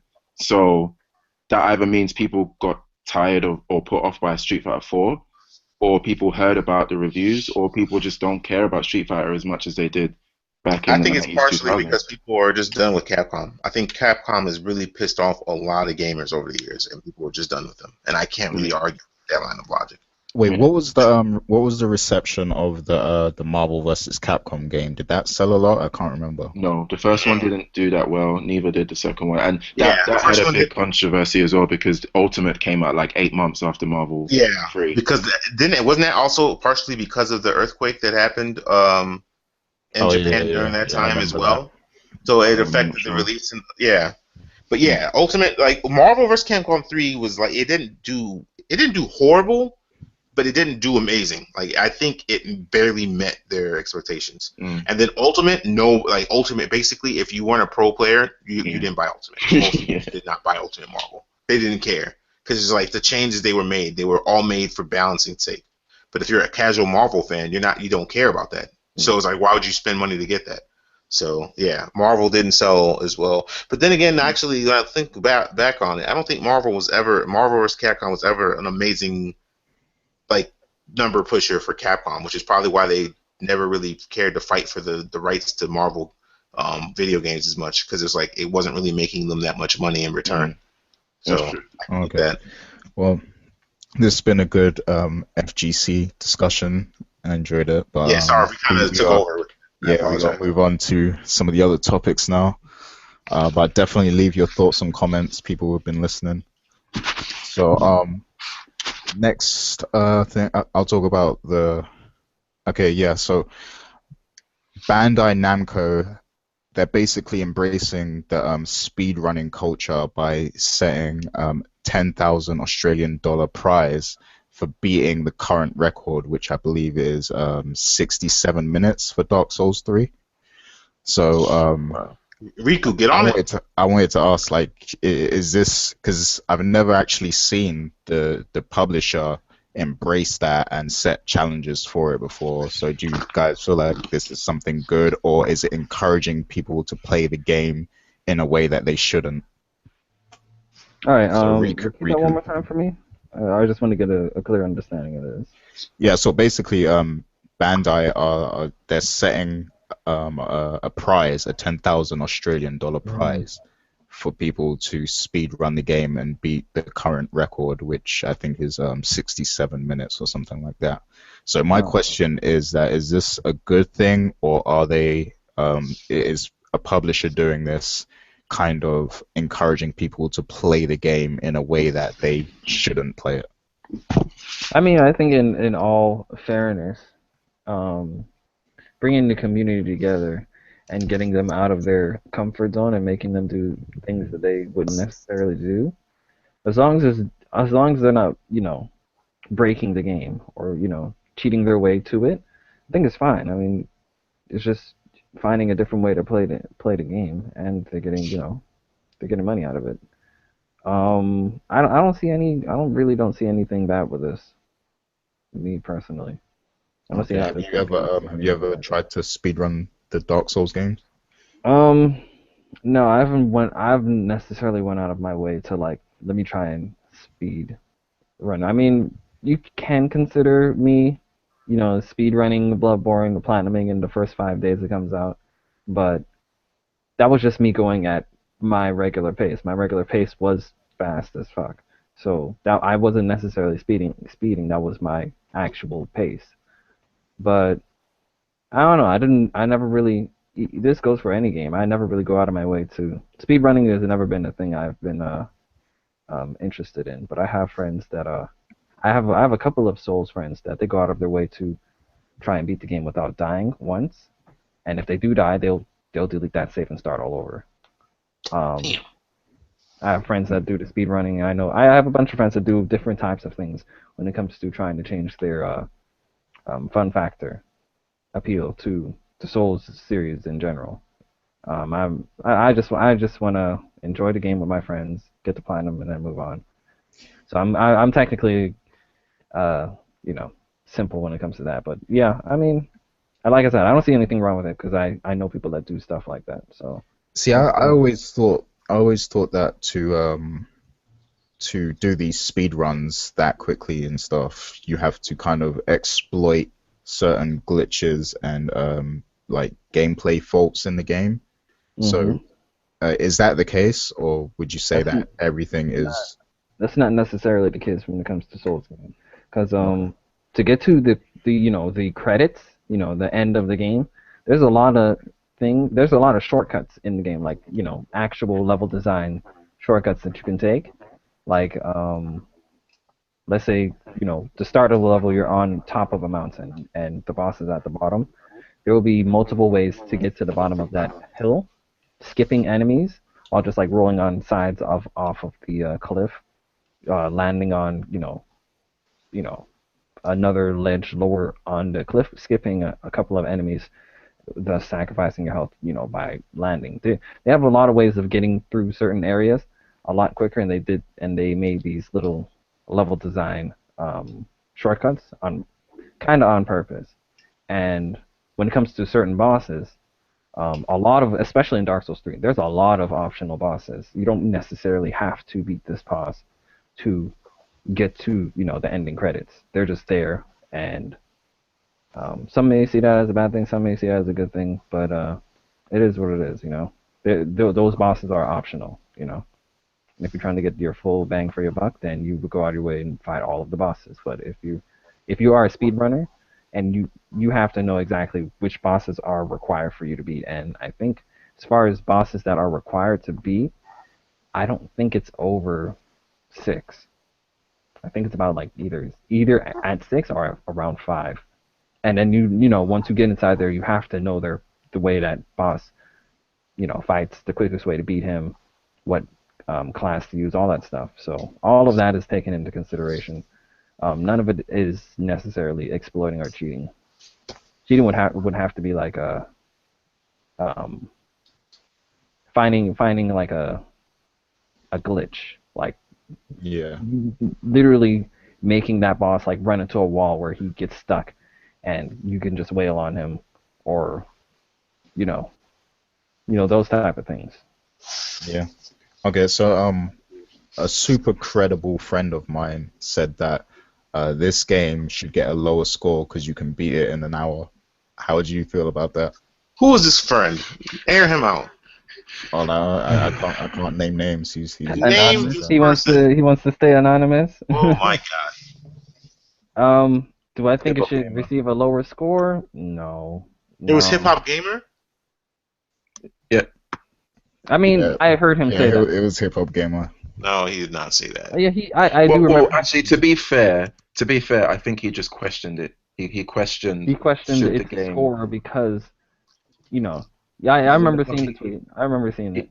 I Yeah, think I I remember mean, that. I thought you were saying he said explicitly. Yeah, I remember him asking, Oh, like, okay, well, I didn't. Why should yeah, it be so high? Why Well, you I can't be so apologize. I low? didn't know it was a yeah. question, but yeah. Yeah, I thought you he said he came out and said that's why I was like, nah, man, nah. no, I but would like, I do remember him saying, why can why can't The Order get a pass for having a short game, but Dark Souls gets a pass? I think he says something on the lines of that. Yeah. And when it comes to The Order is, The Order is a linear experience, and when you get to the end of it, and you look at your playtime, and then you look at the price, those are what they are, There's no, and then when you do it for, it's not like you can go out of your way in The Order to fight some sort, or go on a alternate path that's going to extend its playtime. It doesn't exist, But when it comes to the Souls games, especially if you don't know that you only have to fight, these specific 5 bosses, if you don't know that, then you're going to think you're going to have to fight everybody, because that's what I thought. I recently figured out that you only had to fight around 5 or 6 bosses, and anytime I saw a boss, I just thought he was required, and I just fought him and moved on with my game. And that's like 95% of the people that play Souls games. They just see a boss and they think it's required, and they just fight it. So just because technically you only have to fight 5, it's not like, those are the only 5 that you have, that you can fight, Yeah, I don't even think it's worth talking about, to be honest. I think the examples are so different that it's like, it's just it's like, come sense on, that it's really? not the same thing. Yeah. He's just pulling because we all know hip hop gamers history when it comes to the Souls games. So I'm just not even going to get into that either. Well, you know what? That's a great segue to this one, because I think this comes off. I think Namco announced the speedrun thing kind of like.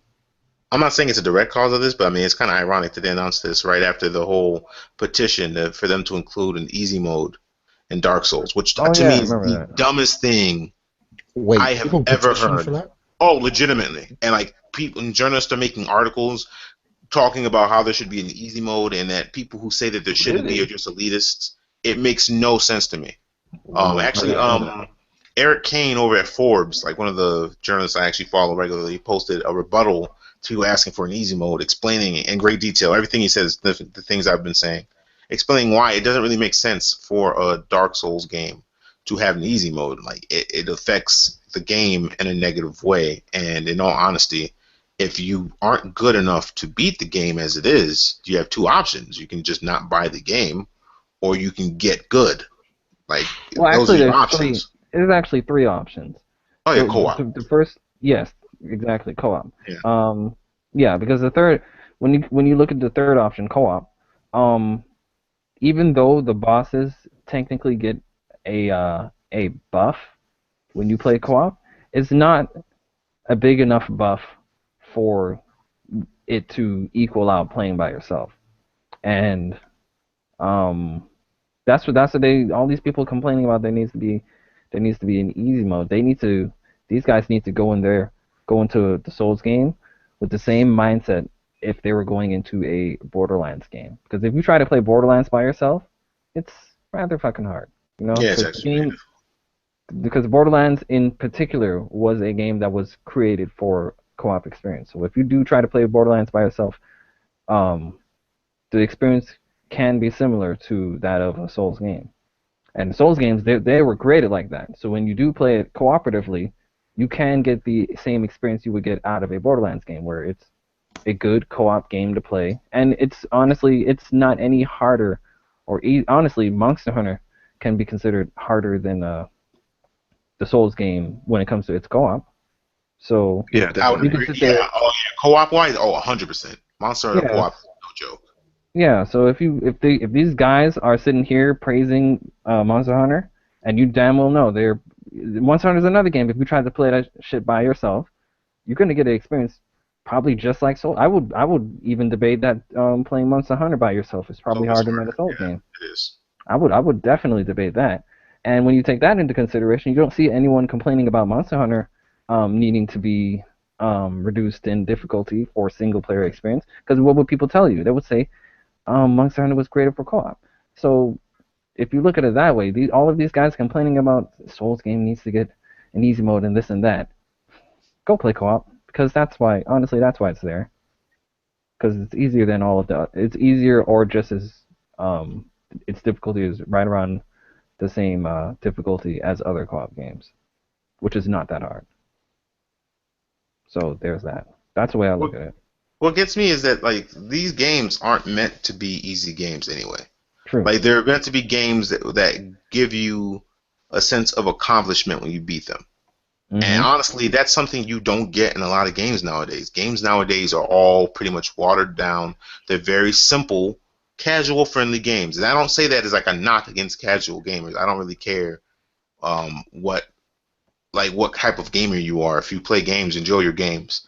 But like it's to the point now where games have just gotten so easy that people like me or Riku or anyone really who likes games that are challenging or likes to beat stuff on a very hard difficulty and feel like you've actually accomplished something when you're finished with it. I go back to this. I mean, this is kind of it's not the same as a Dark Souls game, but like Halo, playing Halo on Legendary solo is way different than playing Legendary co-op. It's still difficult co-op, but it's a lot easier. When you're playing Legendary solo in Halo, there are times where you're going to question life, like why are you doing this to yourself? But when you finish it, you feel like this is something you should put on your resume. This is something that like you tell people like, oh, check. Like that's why even Halo it stats tracks and it tells you, oh yeah, you beat the campaign, you beat it on Legendary. Oh, you beat it solo on Legendary. It's different than just saying you beat it on Legendary. Period. It's a sense of accomplishment that a lot of games don't give because for some reason a lot of gamers now don't want that. They want that instant gratification. They want this feeling. They don't like that feeling of feeling. They don't like feeling like they weren't good enough to beat this game when other people could. Mm-hmm. Everyone has to win. Everyone has to get a participation fucking trophy. That's how gaming is now. So it's just weird to me to see a game that's championed because of its difficulty, because of its depth, and like just how well made it's made, how well made the game is, and the consistency and the community around the games. Because the people who love Souls games, like they're not. That's why I was confused when they said that they're elitist. Like Souls fans aren't elitists. They're consistently trying to get more people to come play the game. They're consistently talking about their game with people. If you ask a Souls fan for help, they'll help you. Like even if they don't know you, they'll help you. So They I don't won't see say, them as "Oh, you got to elitist at beat it all. by yourself." Yeah, they won't No, tell you, "Oh, get away from me, beat it." But no, they will help you. So it's not elitist at all. It's just that they want people. It's a game where like people feel like they've accomplished something. I don't see why that's bad. If you are struggling to beat the game on good or on hard, there's options for you. But demanding on easy mode, how does that improve the game in any way, shape, or form? How does that? the only way that they, in their eyes, they feel it's improving the game is by expanding its its Appeal? expanding it to its appeal to the masses and the casuals. That's the only way. That's the only thing they see in their eyes when they say it needs an easy mode for people like Yeah. me, because I know there's people like me that agree with me. And see, that to me is selfish because I mean I know not everyone probably views video games as art, but I do, and I think that when you try and get an art to be watered down or to made, or you try to take a piece of art and make it a broad brush that could apply to everyone, like you kind of dilute it. I would rather someone pick a lane, What's a stick good to it, game? and appeal to that. You know what's a good game that's a perfect example of that happening, and it's actually it's actually gotten a lot of flack over probably the last decade. Dynasty Warriors. Mm. Back in Dynasty Warriors 2, 3, and 4, that game was hard. That game was challenging and it was fun. Back in Dynasty Warriors 2, when you were on the battlefield, um, the only way to save was to go and find a box and break the box and find a save like a little memory card in it, and that's how you would get your save. And you will only get like one or two of those per battle, and these battles will last like half an hour. In Dynasty Warriors 3, it just a tad bit easier where you can press pause and save it that way, but you were limited. And then in Dynasty Warriors 4, I don't even it was the same thing. But when Dynasty Warriors 5 came, that's when in-term saves started to get you could start doing it unlimitedly, and then they start to add not only easy mode but very easy mode, and then like every Dynasty Warriors game after that had very easy mode, and it would default to it had like 6 different difficulties. Very easy. Well, they called it novice. They called it No novice. fight. Sorry, No novice. vice. I didn't novice. Sorry. They What? called it novice. Novice, easy, normal, hard, very hard, chaos, ultimate. That's like 7 different difficulties. Like, come on. That's completely unnecessary. That's So after a and while, they're trying to well, Koei was trying to make sure that nobody was left behind. And then the problem with that was they were so, focused on making sure that everybody can play this game that they were not focused on. They were more focused on the people that wanted to play it on easy versus the people that wanted to play it on hard. So what ended up happening was if you did play it on novice or easy or even normal, every single enemy that you fought had a health bar of like this, and even Lubu health bar like this. And I'm like, what the fuck is this?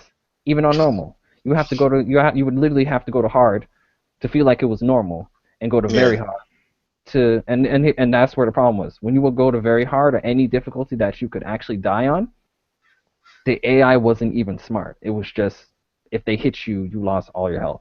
That's not hard. That's bullshit. You know, back in Dinosaur Wars 2, 3, and 4, the AI actually used to fight you on some, Dark Souls type of thing. They used to block. They used to use their specials. They used to parry, all that stuff. But they didn't focus on that, and that they slowly just removed all of the AI difficulty from it to the point where when They hurt the everyone plays, franchise. yeah, it hurt the franchise immensely. So now, anytime you hear Dynasty Warriors from anybody, the only thing you hear is it's repetitive and it's boring. Why? Because everything you can kill everything in one hit, and it's part of a game's appeal. That's the reason why Souls games blew up in the first place. It's because of its difficulty, and why Dynasty Wars 2, 3, and 4 were popular back in the day because they were actually hard. And when they took that away, this is what happened to it. I personally only play it now because I like Chinese lore, Romance of the Three Kingdoms, and still today they still have fun combos in the game. But I don't play it for difficulty anymore because that's long gone, you know.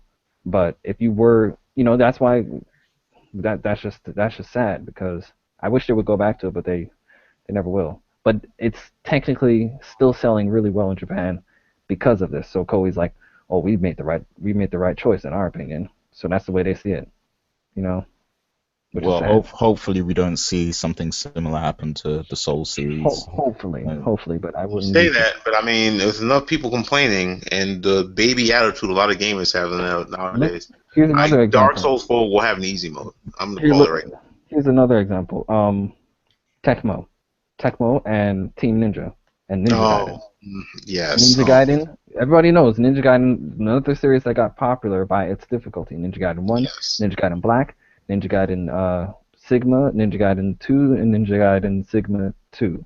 After that, that's when it slowly started to dwindle, and the only two real big games that Tecmo had under their belt at the time was Ninja Gaiden and Dead or Alive. And the fighting game community, they're not really looking at Dead or Alive, and Ninja Gaiden was slowly dwindling, and that company ended up almost going bankrupt until Koei, the people making Dynasty Wars, and they're doing really well, bought them out, and they became Koei Tecmo. Ninja Gaiden, we haven't seen a Ninja Gaiden game since Ninja Gaiden 3, which Ninja Gaiden 3 was ass. Jesus, But that game is bad. yeah, but the point is, it's just like that's another example of a series that was created because it got popular because it was hard and cool, and now it's not. You know? But I don't think Ninja Gaiden's a good example because Ninja Gaiden 3 was developed by a totally different team, though. Like it seems I like mean, that game was that is easy But because true, it's it's a not but just different the team. development that though. It's like some of the decisions they made in the development of the game though. and But that is yeah, but true. like that was the only Ninja Gaiden game after like the last one that they made, right? It was like Yeah, Sigma I know 2. I know what you mean, but I know that Team Ninja didn't have their hands behind it, but my point still stands that that is a franchise overall, regardless if it was the same people that made it or not. That is a franchise that took that path, regardless who was behind it. That's the franchise that took that path, and here is where it is today, a bad Yeah. taste in people's mouth. Regardless who made it, it's the, at the end of the day, other than people like you who know the backstory of why it was bad. Mm. The masses, they just see Ninja Gaiden as what it is right now, and that's all Yeah. they care about. Like if Ninja Gaiden 4 came out, I guess what they're gonna think. Well, Ninja Gaiden 3 was pretty bad. They don't know that it was not Team Ninja behind it. They just know that Ninja Gaiden 3 was bad, and the franchise is where it is today. You know. But you do have a point. Team Ninja, it wasn't their fault. It was a decision, honestly, by Tecmo. They wanted to see what they can do with it, and didn't work out. It Yeah. didn't work out. Cool. All right, we're gonna move on to the next topic, but definitely leave your thoughts and comments, people. So, Microsoft have announced when their E3 press conference is, and me and Michael A spoke a bit about this earlier. Hmm. So it's at the regular time, and they're the first press conference as always. But I mean, my thing is with this, like, why is there always a big announcement about this every year when we already know it's going to be the same time and date, and we already know that they're going to put themselves in a position where Sony can just capitalize and basically win E3 by counteracting everything that Microsoft does. So I mean, did anyone really expect that they would change that date and time anyway? I know they need to change it. I didn't think they were going to because they need new blood over there. Every year they get countered. Every year they get countered. Even when they do things right at a conference, people just look at what they do and make changes and counter them. And they keep putting themselves willingly in a position to be countered. I have no idea why. It makes no sense. They gain nothing from going first every year. They don't have to go first every year, but they do it anyway. I'm honestly, I'm already prepared. I've already declared that they lost E3 this year. Like, it's an L, and it doesn't really matter what they show. I don't care. It's like, why even make an announcement to announce that you're coming out with your show the same time you do every year? So you're basically announcing we forfeited this E3. Like, just make that the formal press release. We forfeited this year's E3. Thank you. Cool. Then we just know to watch Sony. And it's silly, really. How much difference? How much difference do you think it would make if Microsoft went second for once? That would allow them, because remember, their entire focus right now is to try and give gamers what they want, right? So if they could, that would allow them for once to be able to watch the reaction of other companies and make changes last minute the changes they can last minute to appeal to gamers. But they can't do that if they make an announcement. Everyone's just like, boo. And then Sony and Nintendo come in behind them and say, yeah, we're going to not do that. Yay! Like, no, you can't win doing that every year. I understand that, yeah, you did well with the 360s staying in front, but there were E3s where going first pretty much cost you. So I don't understand the rationale. Maybe someone else can explain it. I just don't get what they gain going first every year. I don't see it. Okay, you guys got any thoughts on it? Charlie or No, Riku? I don't. Yeah, I agree with Hayden when it comes to that. They should definitely at least try one of these years to see what happens if they went after Sony in particular. 'Cause I don't really know what Nintendo's doing right now because they barely even come to E3 in the States. Oh, yeah, you're right, yeah. But, particularly Sony, they should try and see what they can do as far as getting their conference done second, because it definitely does feel like they're in the mindset of the Xbox 360 days where they have to stay ahead of the competition, and when they look at conferences, they see that in the same light. But it's definitely not as far as conferences, because in a conference, no one's putting their money down. They're still making their decisions. Bringing your console out, that's when it's time to throw your money down. So the fact that they came out first in the conferences but released their console after PlayStation is just like, why are you putting yourself in positions that are obviously a disadvantage, Mm-hmm. in both the conferences and releasing your products? So it's just like, I don't know if they're doing it on purpose. I don't know if it is what it is. I really don't know what's going in their heads. But they should definitely try and change it up. But all we can ask for is them trying to change it for 2017, because apparently for 2016 they're doing the same thing.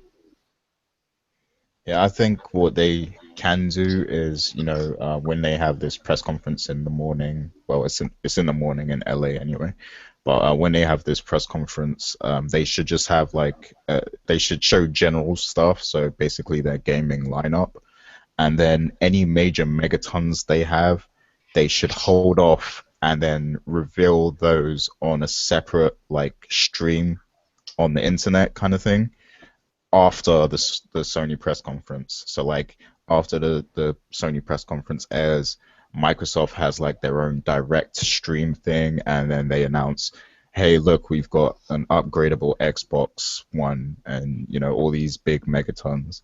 And then I think that would put them in a better position, and in a position where Sony can't just counteract and just kind of base their megatons around what Microsoft did.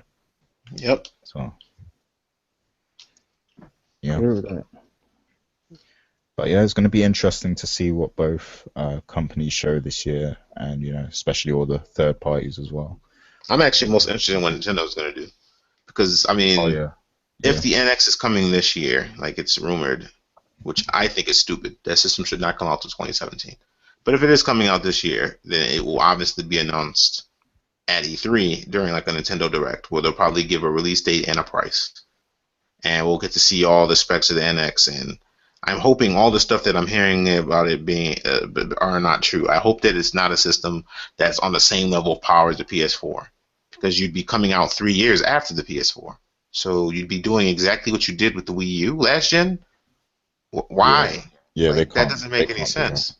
You should be aiming higher. Like, I understand that you guys have had this philosophy where hardware power does not equate to the quality of your system. And you're partially true. But it's 2016 now. Tech hasn't come a long way. Tech matters, especially with the whole VR that the virtual reality that gamers are about to get into and not. If you're going to be a part of that, you can't come out with. It'd benefit you to come out with stronger hardware. So I'm just hoping to see that Nintendo finally, they stay true to the tradition, but they incorporate some new ideas and move forward. I don't want the NX to just be Wii U 2 with another name, because if that's the case, I wash my hands in the company. Like, I'm done. So. Yeah, I'm definitely interested to see what happens with the NX. So I can't wait for that as well. But yeah, any more thoughts before we move on that? No. Okay, so moving on to the main discussion, March NPDs. So I'm going to read out the NPDs, and then we can just discuss it after. So I'll do it. Okay, so number 10 was Minecraft, and it sold most on Xbox 360. Number 9 is Call of Duty Black Ops 3, which sold the most on Xbox One. Number 8 is NBA 2K16, which sold the most on PS4. Number 7 is Pokken Tournament on the Wii U. Number 6 is MLB 16 The Show for PS4. And number 5 is UFC 2 for PS4. Well, sold most on PS4, sorry. And number 4 is Grand Theft Auto 5, which sold the most on PS4. Number 3 is The Legend of Zelda Twilight Princess HD for the Wii U. Number 2 is Far Cry Primal, which sold the most on PS4. And number 1 is Tom Clancy's The Division, which sold the most on PS4.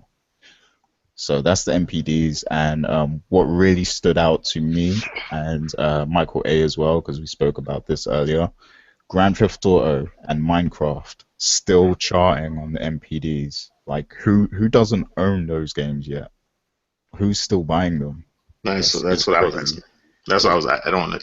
People say, "Oh, gaming is repetitive. We want new IPs. We want new things. We want change." And then they go out and buy the same game they've been buying for 6 years. I don't. Games they don't support them. Yeah, like I don't get that. Like, Microsoft and Sony have had new IPs that have come out this gen that just didn't really chart or didn't do as well as they should have. These are games that have actually been critically acclaimed, and people just didn't go and buy them. But you people will go buy Minecraft for like the 20th time, or Grand Theft Auto 5 again. It's like, why I don't get it. Like, why? That's what I'm trying to understand. I'm not saying it's bad that these games are selling. Game selling, period, is good. My issue is just when I look at the games that are selling. Like, okay, Far Cry Primal and The Division made it up there. Cool. But, like, it'd have been cool to see some games from, like, even just last year that aren't Minecraft or, Grand Theft Auto made the charts, but they're not there. It's just confusing to me. Like, I'm trying to figure out why they're still selling, especially Minecraft. You can get Minecraft for free on PC. Who's buying Minecraft right now? I have no clue. Yeah, I mean, did anything else on that list stand out to you guys? So I mean, we talked about Pokken Tournament earlier. Was that expected from you guys at all? Oh, Yeah, pretty much. I didn't expect it. Who has a Wii U? Well, everyone that has a Wii U is probably going to buy it though, and that's all it needs, right? That's true.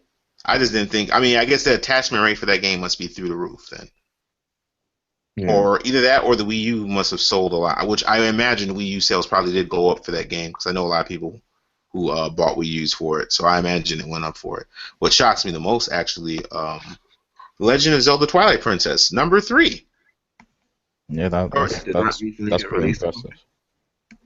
I didn't even know that was out. That and MLB The Show, I didn't know they were out and they charted. So, I mean, congrats to MLB The Show because that franchise has been consistently good for longer than I can even remember. But Twilight Princess remake kind of confuses me because like Twilight Princess didn't even come out that long ago. We didn't really need an HD remake of that. So why? And it's like the same people who say Nintendo needs new IPs. They need to do new ideas. Just stop making the same games. And then they release an HD remake of a game that's like what 6 years old, and they go buy it in droves. It's like, what do you think Nintendo's going to listen to? The people saying they want new things, or the people buying the same games they release over and over again? Yeah, but there might be a lot of people who genuinely haven't played Twilight Princess. Like I haven't played it. So if I had bought a Wii U like 2 months ago, I would have probably picked it up because it would have been my chance to play it. So That's crazy. That means that game has been released on 3 platforms too. It was on the Wii. It was on the original Wii, the Wii U, and oh wait, not the original. Yeah, it was on the GameCube, the Wii, and now the Wii U. Sorry. Yeah. But it came out on like the tail end of the GameCube, no? Yeah. So not many people may have. Well, I'm sure a lot of people played on the GameCube, but I think the majority played the Wii version of that. I think. Because of the motion controls and whatnot. Yeah. Yeah. Yeah, I don't know. But I mean, way more people had a Wii than a Wii U, so it's surprising that, That's true as well. Because I know it did pretty well on the Wii. That's why I'm like, huh. I guess there's a bunch of people in the Wii there are a bunch of people that we used that didn't have Wii's somehow and decided to get it. I don't know. This list is just shocking to me, honestly. I'm happy to see some sports games out there. I'm happy to see UFC 2 do well. I already said MLB 2, but and 2K being up there. I mean, hey, it's showing shelf life, so I guess all the homies are buying that. I don't know. But I'm surprised Far Cry Primal was so high. I didn't know that game was that successful. Me neither. It definitely seems like a good game though, but yeah, I'm surprised people took to it that much. Because it's been getting very mixed reviews, so I didn't think it would sell that well. But I guess it goes to show you that we're in an age now where people are starting to realize you don't have to just read reviews to determine if a game fits for you. There's new age media now, where you can see people stream the game and whatnot and decide for yourself, even if it's not an objectively great game, if it fits for you. So. Yeah, and I think the fact that Tony Polanco got paid to write a positive review definitely helped that sell. Wait, what game? Which game? Far Cry. What, is this a meme? Like, why are you saying this? What have I missed? No, Tony was accused of he wrote a review for Far Cry Primal, and he was accused apparently of taking a bribe from Ubisoft. That's why he gave it a solid review. Oh, I see. Wow. That's pretty funny. Yeah, people are stupid. It's just been a running joke. People are really dumb. But yeah. Yeah, I mean, I guess there's a couple surprises in this month's NPDs, but for the most part, the games we expect to still be there are still there. So. Yep, Call of Duty's there like always, even though everyone swears that this is the year Call of Duty's gonna die, and it's always there. Like, yeah, okay. Well, like I said, at the end of this year, if we do a top 10 selling games of 2016 and Call of Duty is there twice again, actually, Call of Duty was there 3 times last year, and then if Minecraft and GTA 5 are still there, I don't want to hear anything from gamers anymore about what they want because they don't know. So the moment I hear a gamer saying I want more games like this, I'm just like, yeah. What games do you own? Show me your catalog. Oh, Minecraft, GTA 5, 4 times. All right, shut up. Well, the games that are coming out in the coming months are going to represent, there's going to be a lot of variety there in genre. Uncharted, So boys. Uncharted, highly, yes. Uncharted, Star I Ocean. predict that's going to be #1 on the list. Star Ocean. I don't think Star Ocean's going to chart. I don't think it's going to chart, but I'm just saying, like, there's going to be a lot of variety. I hope it's good. No Man's Sky. There's a lot of VR stuff coming out too. Hey, that's coming out. I forgot that was coming. Whatever. I'm you just think waiting for that- my Last Guardian. Isn't that the game that costs like £80 or something? No Man's Sky. Does it No, cost does 80? it? Wasn't like people. I thought there was a big people talking about the launch, like it's not going to cost $60 or something. Or am I making that up? I thought I hadn't heard heard something anything about like that. I Never- don't I could be remember wrong. about that, but I'm probably wrong then. Never mind. I hope you're wrong. They're charging 80 for that up front. Like, no, Yeah, that's I'm gonna be probably that sky is really gonna have no man in it because ain't nobody paying that. They can hold that. Wait, no. I would. My point was like I would like to see a lot more variety in there because it's always like the same kind of stuff, and sometimes you see like a more obscure game breakthrough, but then it's not consistent, so it will drop off the next month or whatever. Mhm. But there's always Call of Duty, there's always Minecraft, there's always some sports games, there's always Grand Theft Auto. So hopefully people try new games out. I agree. But we'll just have to wait and see, I guess. So before we get out of here, I wanted to ask Michael A specifically quickly, but you guys can also chime in. But what are your thoughts on that new Gears of War 4 trailer? Honestly, I dig it. I thought it was very well made. It channeled kind of the essence that hooked a lot of people into Gears from when they saw the Gears 1 trailer. The music was very fitting. The setting, there was like lots of hints to the story in it, and I honestly I'm pretty excited for it. For the campaign. But then it was really announced this week that they said that the coalition said that they're going to make sure that the multiplayer is really good. They're not going to focus so much on the campaign. And I just threw all my papers in the air, like, well, I might pass Gears because that's fucking stupid. That's really fucking stupid. If you think that the multiplayer is the sole driving force for Gears, you don't realize it's the campaign and the co-op. The lore of Gears is actually what lures a lot of people into it. If you don't get that and you're not going to put equal attention to that campaign, which then again doesn't make any sense, because if that was the case, the damn trailer showed off campaign elements only. You didn't show off anything hinting at multiplayer or show off any, like, even if it was CGI and multiplayer versus multiplayer matches, you focused on the campaign. So why would you put more, whatever. I hope they were just saying that to appease the tryhards or something. But, I mean, the trailer itself, yeah, I think the trailer was really well done. It got the job done. I think it's at already over 4 million or something views. Like, it's doing very well for them. So, but I don't know. Have you guys seen it yet or no? No, I Yeah, haven't seen it. I saw it, but I didn't really understand too much of it. I'm not that clued up on the Gears lore. I do enjoy the games though. But what's Marcus Phoenix's role in this game? Like, we don't even know because there was I think Game Informer had a cover. They had a preview, and in one of them you can see the Marcus Phoenix statue and that. So clearly he's like a hero in that world somehow, but he's trying to move on from that. I don't know if he's going to be playable or not. If they keep with the theme of Gears, I don't think he'll be playable. If they're smart, they'll make it where, like in Gears 1 through 3, you played as Marcus. His father was part of the story, but his father was never a playable character unless you count using his father as a skin for the multiplayer. But like in terms of the campaign, you never played as his father. His father was just part of the campaign. So I think they're going to do with 4 and probably the next games afterward is they're probably going to pass the torch to the new characters. Because the old characters are all tired from that war. They're all older now. You know what I mean? So it's time for them to move on and let the new generation continue the fight against who or whatever the fight is against now. Because, yeah, these dudes look a lot more like horror-based. They're not just locusts like cannon fodder. They look like they're going to be a problem, actually. So I think he's going to be a member. He'll be involved in the campaign. I don't think he'll be playable. Because then it would even bring the question, if he is playable in this co-op, who would he play with? Like, are they going to go for that cheesy father-son campaign angle? Because I'm not doing that. So he can't play with Dom. Spoilers: Dom is dead because he's really bad at driving. So who's he gonna play? Who's he gonna pair up with? And I think they're just showing. I think they also showed Marcus to like kind of hint that you're gonna see other Gears fan favorites in this game, because like Baird was one of my favorite characters.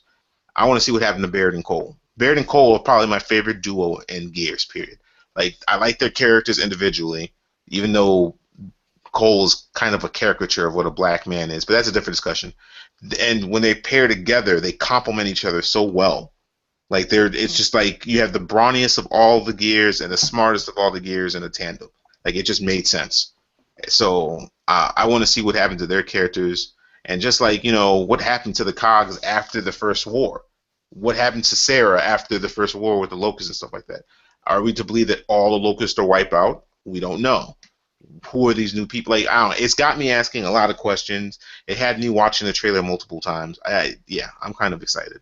So, and the Gears beta go, I think 18th. It's gonna be up, but people are already getting access to it now. Like, people have early access. I think I have early access. I'm not sure. I have to check. So, that's happening now. So, if you got an Xbox One, I don't know if it's on PC. The beta is on PC. It might be. Check it out, I'd say. As far as I know, it's just Xbox, but Okay. I have to check. But yeah, sounds good. If you get into the beta, then definitely let us know what you thought of that. So yeah, that's it for this week. Thanks for joining us, guys. Just give us your final thoughts and shouts, I guess. You go first, Riku. Not really any shout-outs to everyone here. Hated Charlie, or EarthBenderCharlie, as he says. Thank you. Wow, someone cares. Thank you. No one cares. And Gary Sway. Shout out to the Coalition crew. As far as plugins, like I recently started my YouTube page, so I'm getting that started up. Just started like a week and a half ago. Riku's on one. The link is YouTube/users Luxun5 LUXUN5. But I mean that's basically it. Thanks for having me on here. No problem. Did you choose that on purpose for your URL? Because I would notice that. I was like, no, that was my very first YouTube name, and then when I changed it to Rikusman, it stayed as that. So I was just okay, gotcha. Because I was wondering about that when I was linked. Okay. Cool. Always a pleasure. How about you, EarthBenderCharlie? You can find if you're into fighting games and you want to read a little fun comic about these three kids who are trying to make their way up in the scene in the fighting game ladder, go to button6.com. Check out that stuff. And similar to Riku, I've also decided to, reactivate my YouTube channel, but I'm just going to review one series and then see what happens from there. So you can find me as EarthBenderCharlie on YouTube.